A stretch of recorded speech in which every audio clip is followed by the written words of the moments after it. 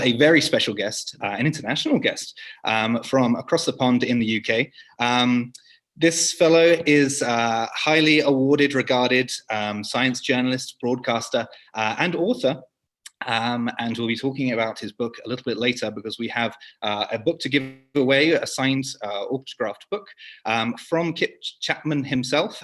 So I'm going to throw it over to Kit. Hello, Kit. Hello. Hello, everybody. How are you doing today? I think just a reminder, everyone, if you're streaming on Facebook or YouTube, you can enter your questions for Kit. We're going to be talking about the periodic table and chemistry today.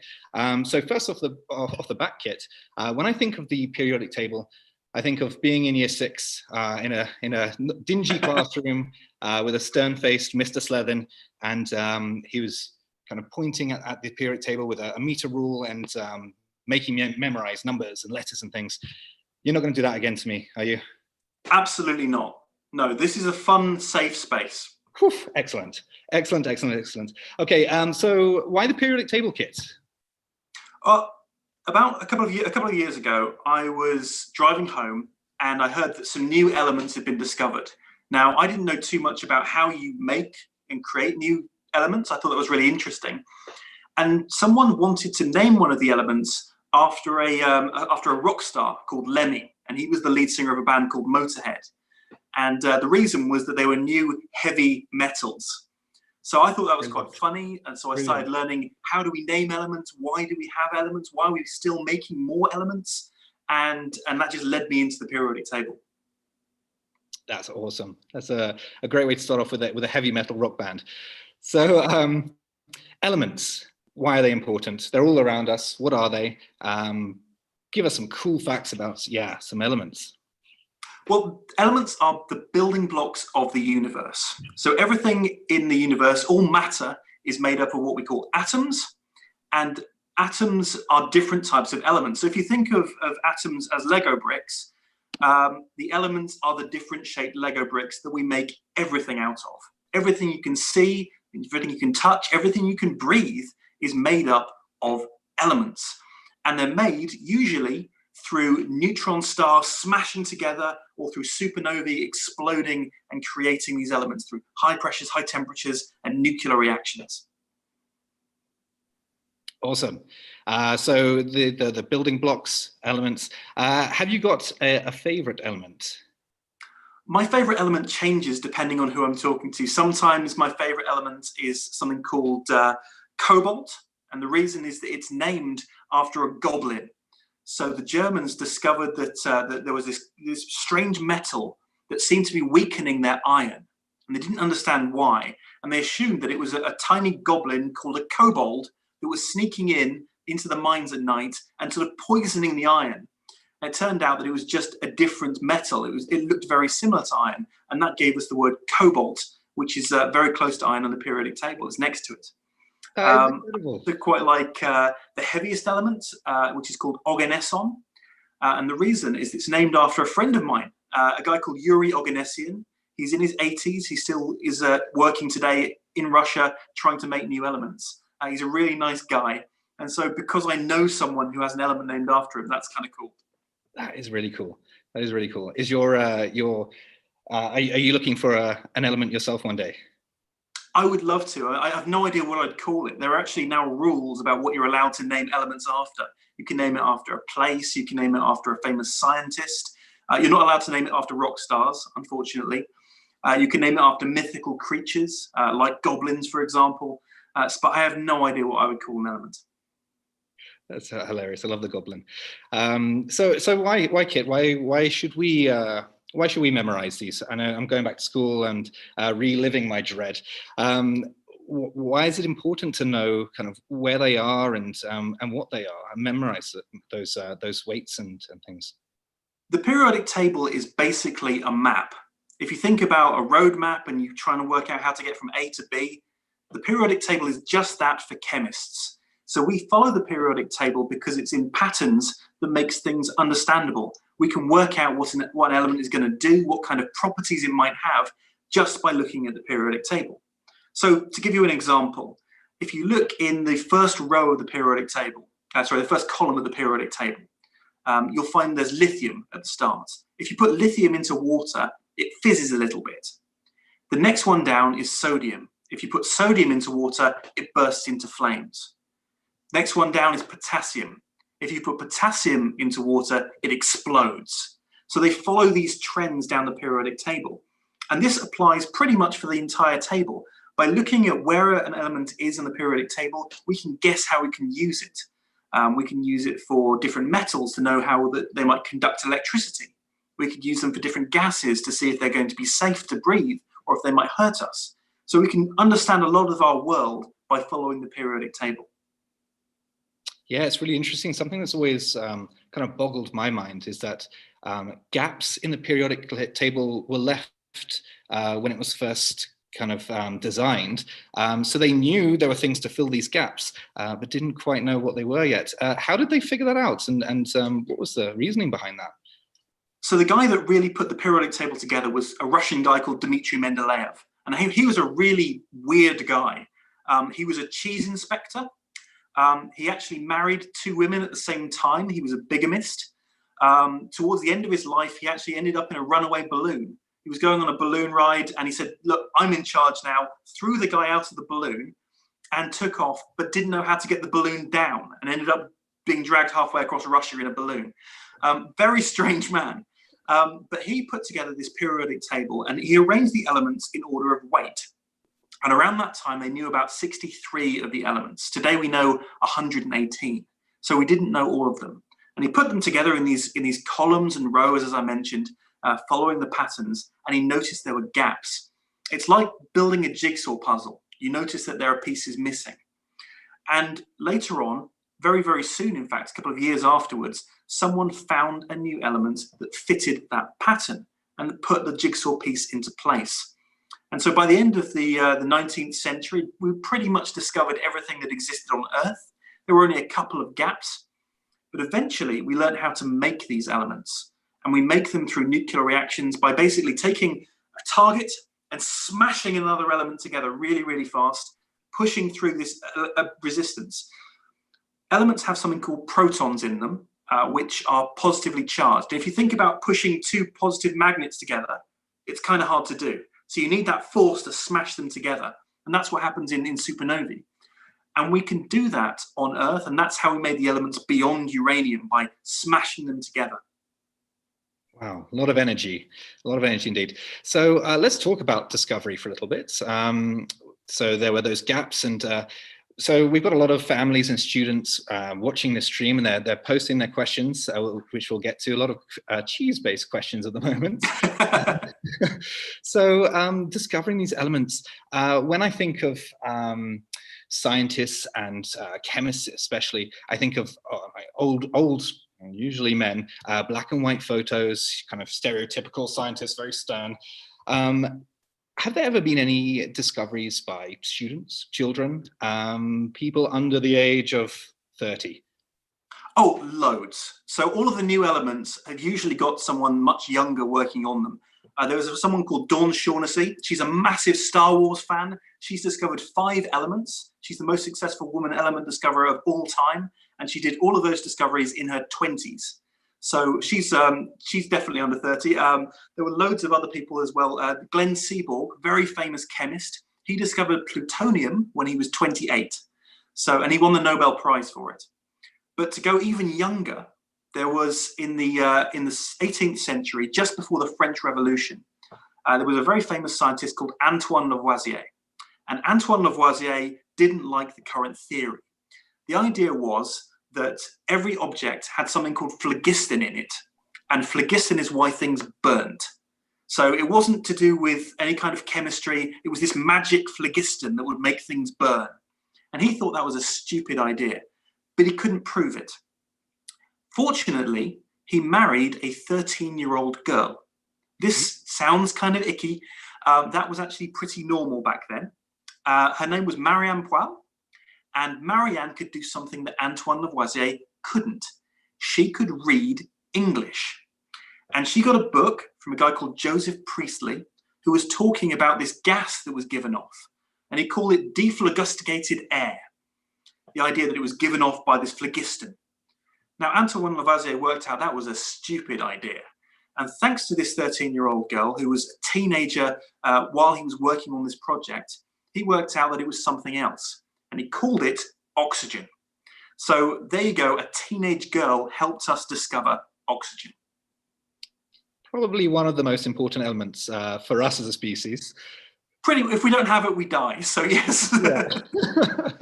Excellent. So this has all been perfect, but I'm going to lower the tone just a little bit, because as a science center, we have a lot of kids here in our demos. They feature poop quite a bit, or talking about poop. So I think I'll just take this opportunity. Let's talk about a story about elements and poop, if you have one. I have lots of elements of poop, but I'll tell you my favorite one. So 3 countries went to war over bird poo. In South America, along the west coast of South America, there's the countries of Peru and Chile. And at the time, this was in the 19th century, Bolivia also had a coastline. And those 3 countries had lots of bird poo along their coast. Now, bird poo is full of potassium and sodium and nitrates. And that's really, really useful. It can be used for fertilizer, and it can also be used for gunpowder.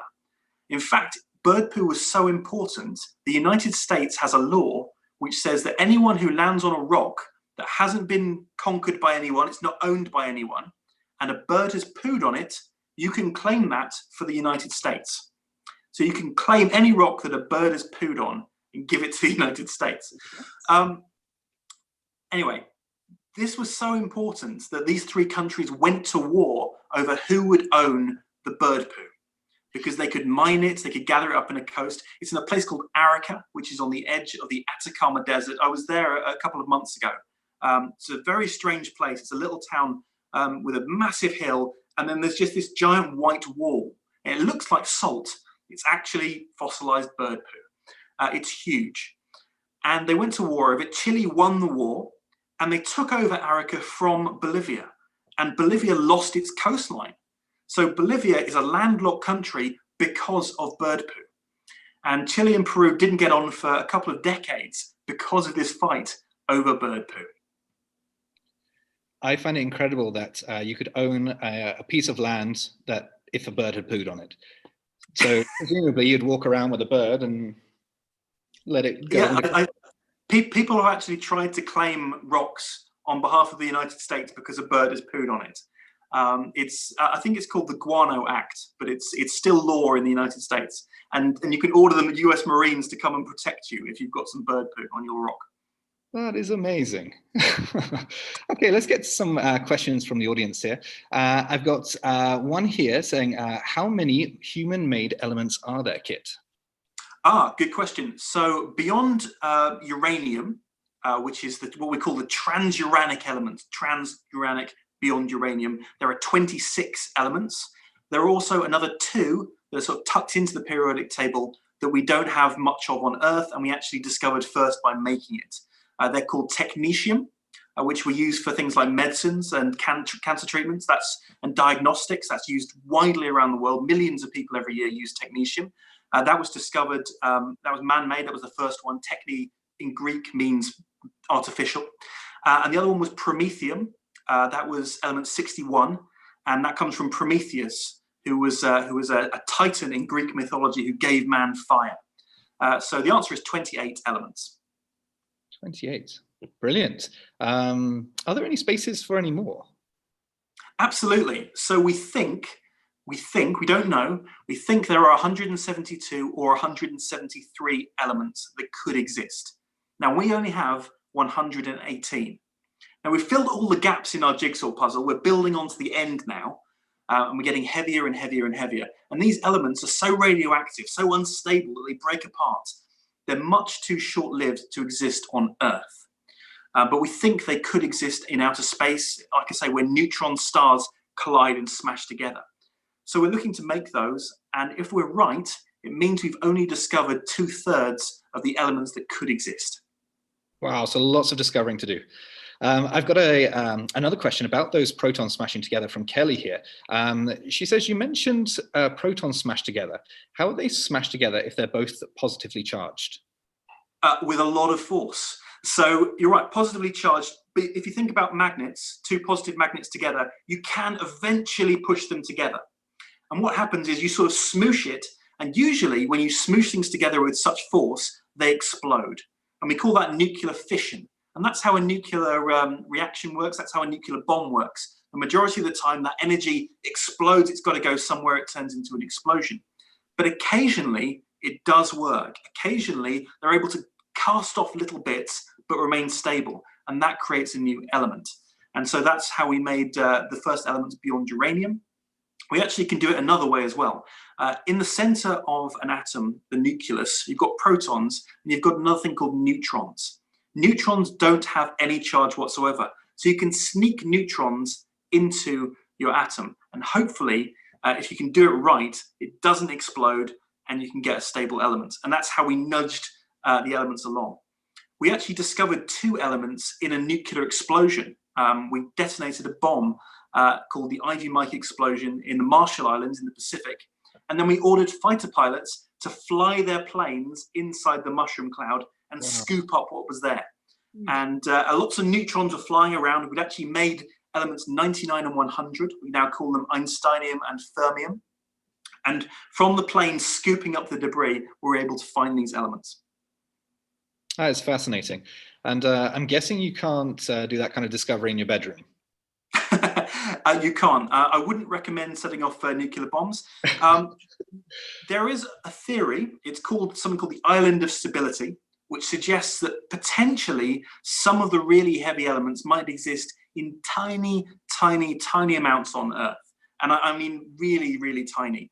During the 1970s and 1980s, people started looking for them. They looked in stained glass windows in churches. They thought they might be hiding in the lead lining. We've looked in meteorites. We looked in brine shrimp in the Indian Ocean.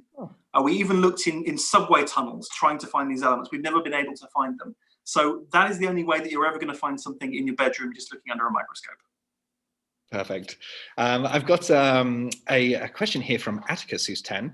And they say, what element do you think has the coolest or most funny name? Oh, I do like cobalt because it's quite a good name. Argon is probably my favorite. So argon is one of the noble gases. It doesn't do much. And because it doesn't do much, it was given that name. Argon means lazy. I also like bromine. Bromine means smelly. And osmium means smelly as well. There is actually a stinky joke on the periodic table. Plutonium was given the symbol Pu. Now, it was supposed to be given the symbol PL, but it was made in this tiny attic space with lots of smelly chemicals, and the guy could never forget about it, so he went Pu and decided to give it that symbol.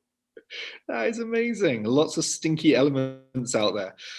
I've got another one here, and it is from Manali. I hope I pronounced your name right. What is the rarest element? The rarest element that exists on Earth in any kind of quantity is probably francium. That was discovered by a woman called Marguerite Perry. She worked under Marie Curie, and we discovered it just before the Second World War. In terms of elements that we've ever made that you could see and pick up, probably the rarest is californium. And I've been really lucky. Someone actually took me into his lab and showed me a tiny dot of californium. It's worth about 25 million per gram. It is incredibly expensive, and it has to be made in a nuclear reaction. Wow, so you won't be making any wedding rings out of that one?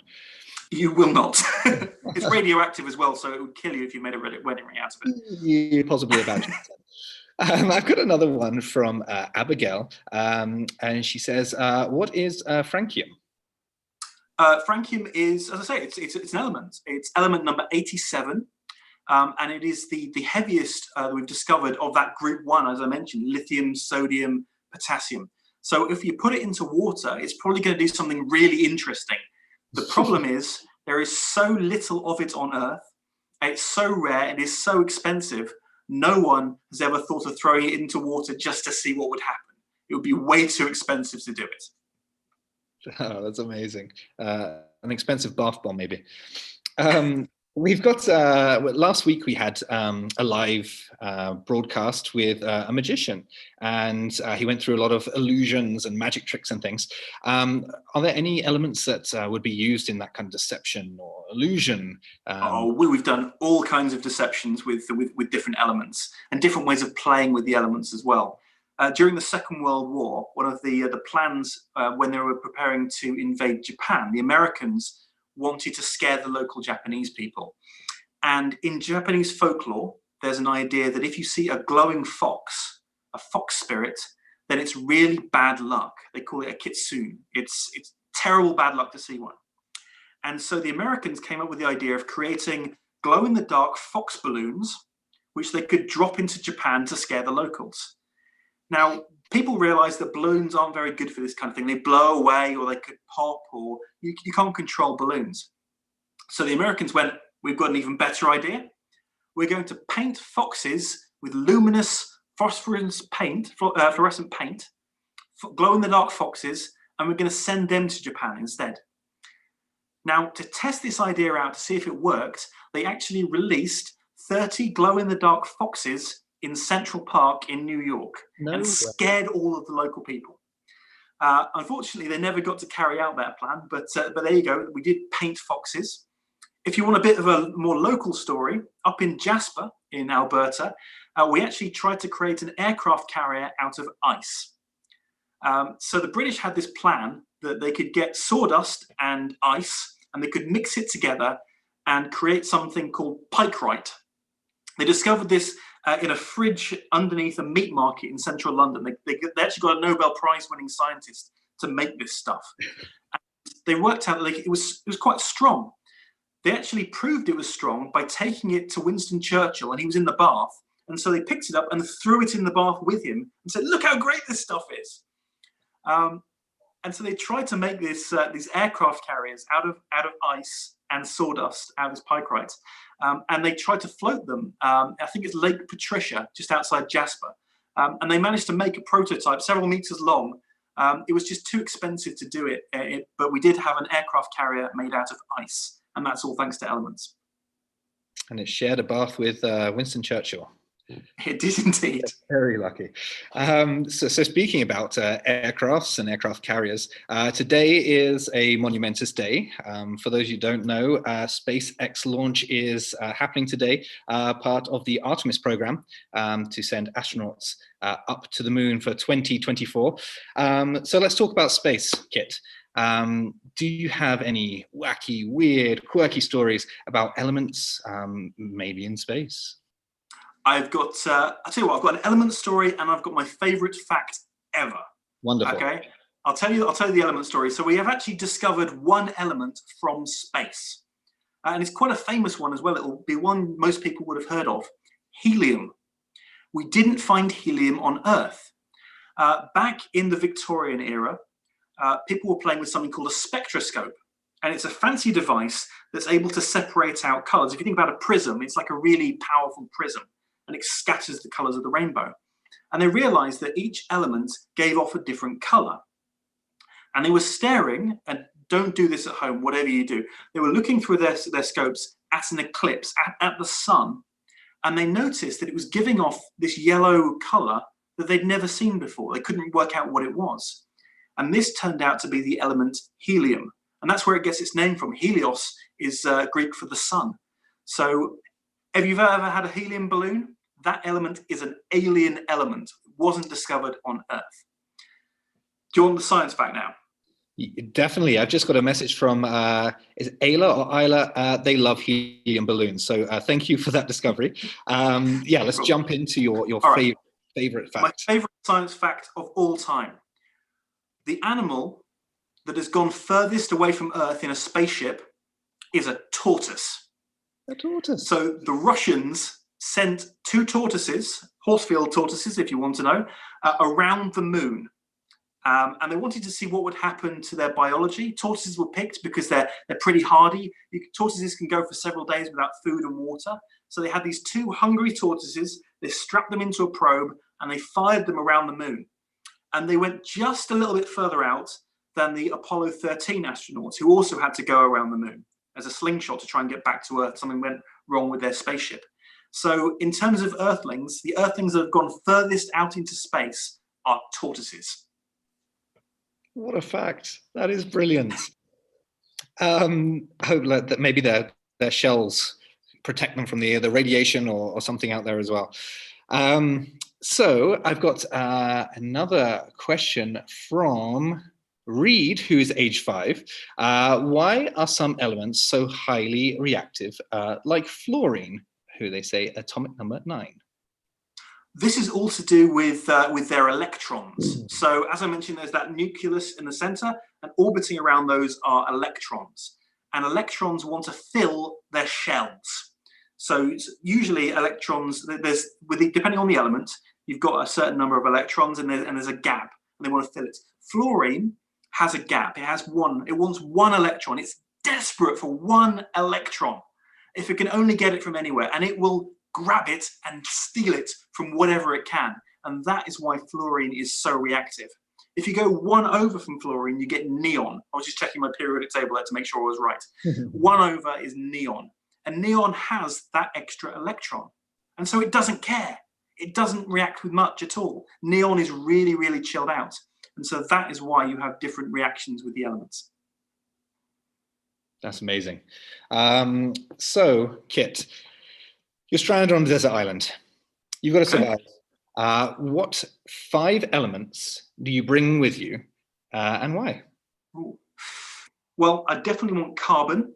So carbon is really, really useful. We use it for all kinds of things. It can be very, very soft. It can be very, very hard. Diamonds are made out of carbon. So incredibly useful, incredibly versatile. I'd want that. I think we'd want oxygen as well. Otherwise, we're going to be in trouble breathing. And to combine with oxygen, hydrogen. So hydrogen we can use for different things. It can be used to burn, although it's incredibly powerful when we do that. Very, very dangerous.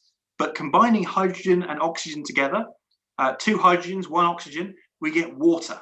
So that's really useful as well. So carbon, hydrogen, oxygen. I'd want some nitrogen as well. Nitrogen is really useful for all kinds of purposes again. We get it from the air, but it can also be used to fertilize crops and make things grow, so I'll be able to survive.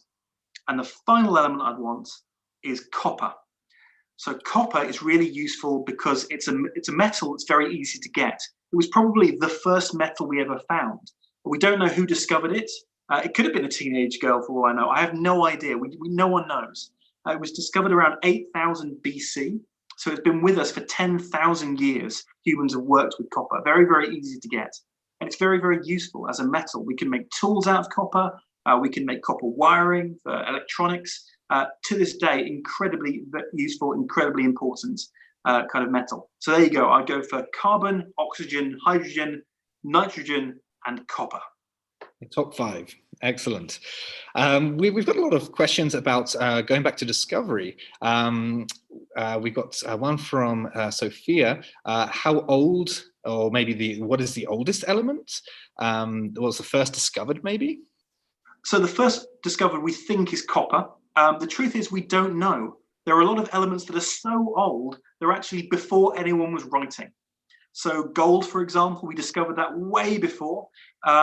Antimony is an element you've probably not heard of. That was used as eye paint by the Egyptians, the ancient Egyptians. They would use it to paint their eyes, which is not a good idea. It's incredibly dangerous to do that. It's now that section of the periodic table, we sort of jokingly call it poisoner's row. It's all kinds of dangerous elements that you don't want to mess with, but the ancient Egyptians didn't know that. So there's lots of really, really old elements that we have absolutely no idea about.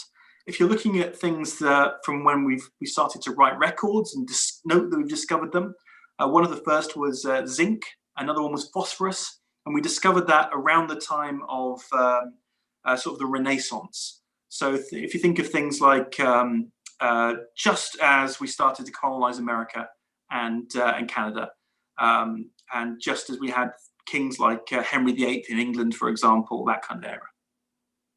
Great.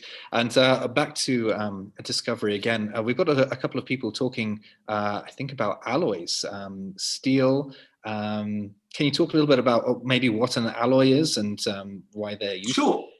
So an alloy is simply two different elements blended together, and they're incredibly useful because it gives us even more properties, different properties that we can use. So one of the first alloys was bronze, and bronze is made by mixing copper and tin together. And you get this alloy, and it's incredibly useful. It's ductile, so you can shape it. We can make advanced tools out of it. It's stronger than copper on its own. And steel is probably the alloy that most people would be very familiar with. Steel's a fascinating one. We use steel in spacecraft, but we can't get it from Earth, because when we make steel for spacecraft, we don't want any radioactivity whatsoever. We want it to have low background radiation. And when we make steel in a factory, we drag in lots and lots of air as part of the process. The problem with that is that when we set off nuclear bombs back in the Second World War and throughout the Cold War, that made a tiny amount of radiation around the Earth. And to this day, when we make steel, we drag in too many radioactive particles to use it. So we need to get our steel from somewhere else. And the best place is sunken ships. So in the end of the First World War, before any nuclear bombs, the Germans sunk all of their warships. They didn't want the British to have them, so they sunk them in a place called Scapa Flow in Scotland. And to this day, we dive down to those ships and we rip them apart in Scapa Flow, and we take that steel, which has already been made and has no radioactivity in it, and we use that to build spaceships. That is absolutely fascinating. So the steel used for spaceships used to be an old ship at the bottom. It used to be a German battleship, yes.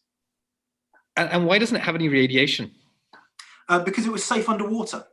So it had already been made prior to the radioactivity being released from all these atomic weapons. That is incredible. Well, there's a fact about spaceships. I've got, I saw actually I don't know if it's an experiment, maybe a magic trick, and not wanting to ruin anyone's tricks, but I think you can buy them. I saw a spoon, and they kind of dipped it into water, and it vanished. The metal or whatever it might have been just into smoke. What might that have been? I think that was an element called gallium. And gallium is really interesting because gallium's melting point is just above room temperature. So if you put gallium into any kind of hot liquid, it will turn into a liquid. It'll go from solid to liquid. Wow. And so what's happening is you've got this spoon made out of what looks like normal metal, and you put it in there, and the spoon will melt and vanish. There you go. And is gallium fairly easy to and safe to use? Gallium's fairly easy to get. It's not. I wouldn't recommend eating or drinking that pint of whatever you've melted it into. Don't do that. But in terms of getting hold of gallium, it's not too hard to get hold of. But we've actually done that in even more advanced chemistry ways. During the Second World War, there were a load of Nobel Prize winners, and they were living in Germany. And obviously, Germany were not being very, very nice to scientists. And they wanted to hide their gold Nobel Prize medals. They were worried that the Germans were going to take them and steal them. And so they went to a lab of a friend, and the friend took the gold medals and he put them through some acids and he dissolved them and hid them. And they turned into liquid, and he put them on his shelf. And after the Second World War, they took down this pot of seemingly normal liquid, and they were able to extract the gold from it and remake the Nobel Prize medals. So they were able to hide their gold treasure basically through chemistry. Oh, that is brilliant. Very industrious there. We've got a question here about explosions. We've got a lot of elements that are volatile, explosive. Sorry, I haven't found your name there. Which is the most explosive element? Most explosive. So it kind of depends what you mean by that. If you're talking about what we would do with reactions, for example, when you'd put them together in the lab and all kinds of explosions, it's probably going to be a compound. So when we make things like really high temperature, melting them together, generally we use compounds of aluminium, for example. The most explosive element that we have made in large quantities is probably plutonium, and that's because it's what we call fissile. So when one atom of plutonium explodes, it breaks apart, it releases that energy, it will send off neutrons that will explode the next element, the next atom, and the next atom, and the next atom. And that's what we call a chain reaction. And if you have a chain reaction that is out of control, with explosives in it, you get an atomic bomb. So this is one type of plutonium. It's called plutonium-239. Depends on it's an isotope. And so that's probably the most explosive. We actually combine that with very heavy versions of hydrogen, what we call heavy water and heavy hydrogens. And that gives us the hydrogen bomb, which is even more explosive. It's quite interesting. I can bring this back to Canada, actually. There is the first person who made the first ever atomic bomb was a Canadian scientist. His name was Louis Slotin. And he was also one of the first people to die from nuclear bombs, because after he'd finished building the nuclear bomb, he had a little party trick. A nuclear bomb is relatively safe. It's in a core, it's a circle. And as long as you keep the two halves together, you're absolutely fine. It's not going to run away and cause a chain reaction. And his party trick was he would stand there it was from Winnipeg, I think. And he would stand there in cowboy boots and jeans, and he would get a screwdriver and the two halves, and he would slowly lower them together with a screwdriver. And he'd get a little blue flash just before it was together, and then he'd push it apart. So it was perfectly safe. That was his party trick. And he'd get people to gather into his lab and watch him do it.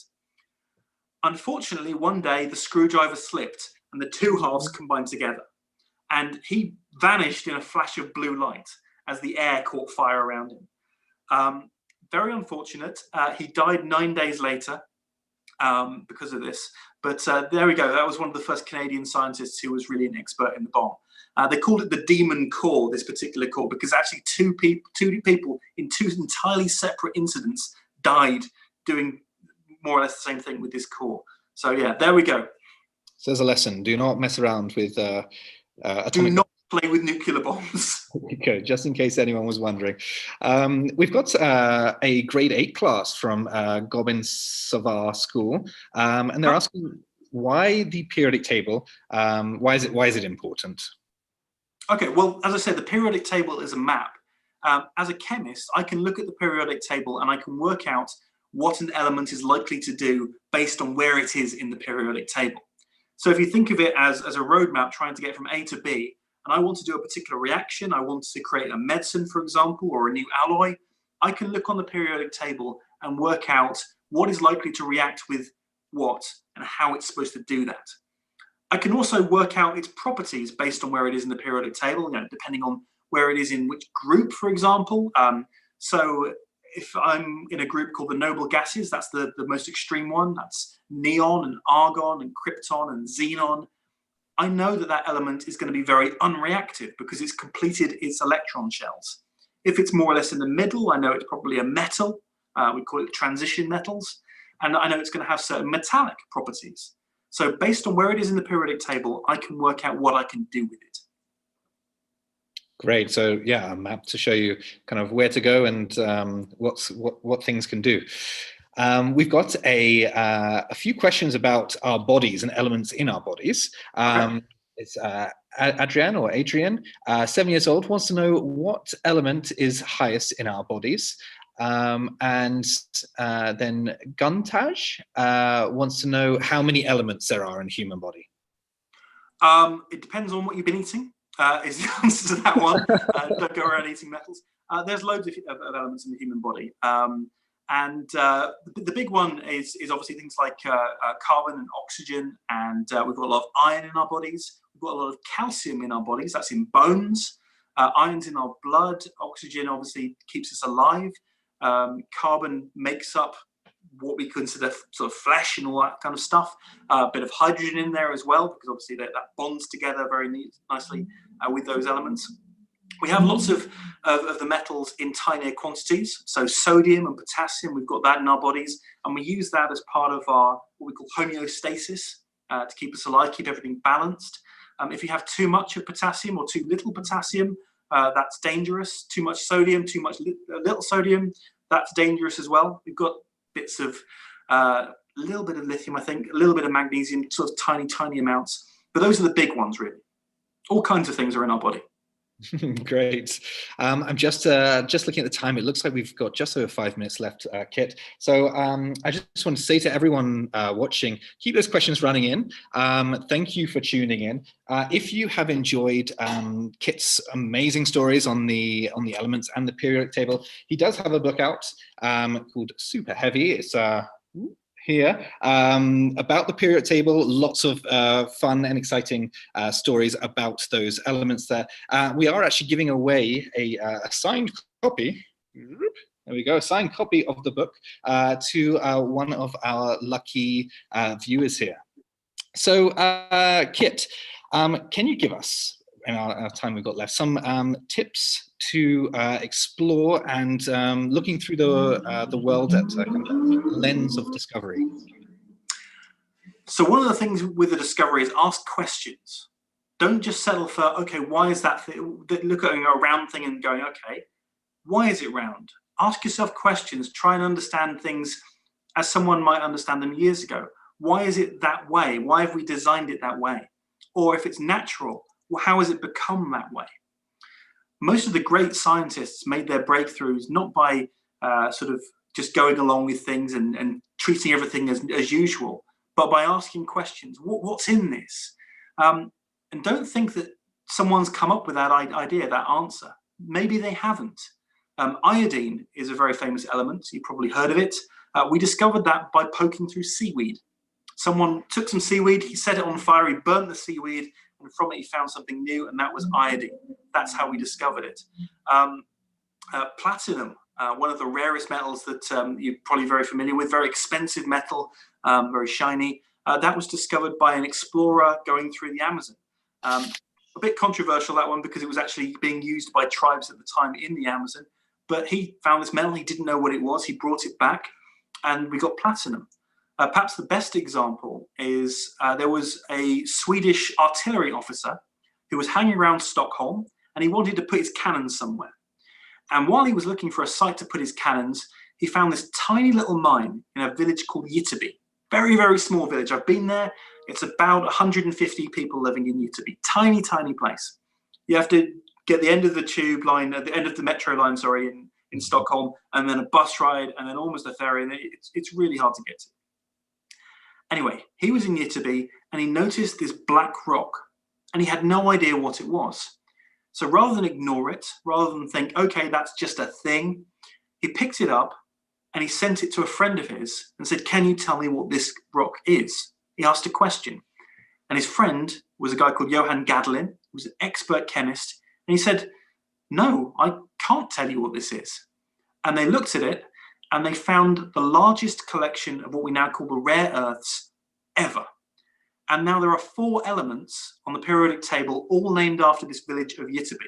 There's erbium, terbium, yttrium, and ytterbium. They are all named after a small village with 150 people in it, purely because a guy picked up a black rock that he couldn't identify and asked a question. That is incredible. Well, unfortunately, Kit, it looks like we're just about out of time. But I want to thank you. You have been absolutely astounding. You've got tons and tons of comments saying how much people have enjoyed this, from kids to adults. So thank you very much. And viewers, thank you for tuning in. If you would like to know more about upcoming events, you can join the community at sparkscience.ca or join our social media, sign up for our newsletters. Our next event will be a live Body Worlds talk with our very own Director of Education, Zach Anderson, where he's going to be talking all about animals and answering your questions about their bodies with our Body Worlds exhibit. So thank you very much for joining, everyone. It's been an absolute pleasure talking about all these elements, and have a great rest of your day and ask questions. Thanks. Thanks, guys.